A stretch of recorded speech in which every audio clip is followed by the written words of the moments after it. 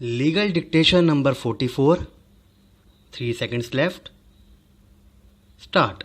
The trial court held that the statements of PW2 Jagdev and PW3 Hardev were relevant and not merely hearsay evidence, and their statements would not be unreliable merely because they were relatives. The delay in filing the FIR was held to be explained as the complainant was proven to be unfit to make the statement on the day of incident.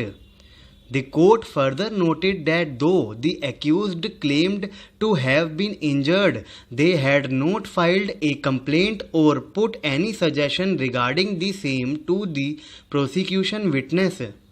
The injuries on the accused were simple in nature. The court held that the conduct of the accused in travelling 1 kilometer from their house armed with a gandasa and inflicting injuries on the complainant proved their common intention, and the medical evidence proved that the injuries inflicted were simple and in one instance grievous in nature. The trial court convicted the respondent and sentenced him to rigorous imprisonment for 3 years with fine of rupees 1000 for offence punishable under section 326 IPC and rigorous imprisonment for 1 year with fine of rupees 500 for offence punishable under section 323 IPC, and Love Kaur was also convicted under section 326 and 323 IPC read with section 34 IPC and awarded the same sentence.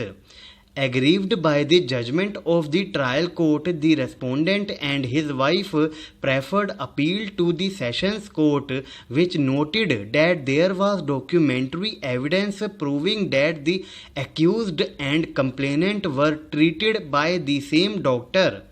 The presence of the accused at the crime spot was held to be proven.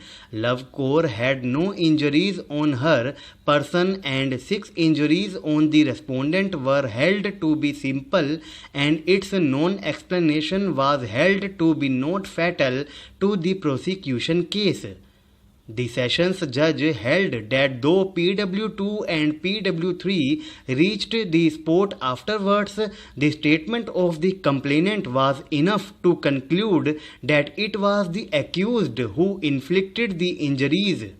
The Sessions judge, however, held that the finger injury was erroneously held to have been grievous, as the radiologist who conducted the X-ray of the said injury and whose report was relied upon by PW6 to hold the injury as grievous was not examined.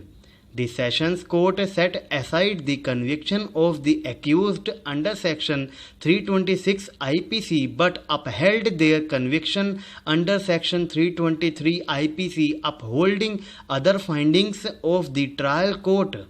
The Sessions judge also noted that Love Kaur was an old lady who herself had not caused any injury to the complainant and was a first-time offender and released on probation on a bond of rupees 20,000 after setting aside her sentence of imprisonment with fine.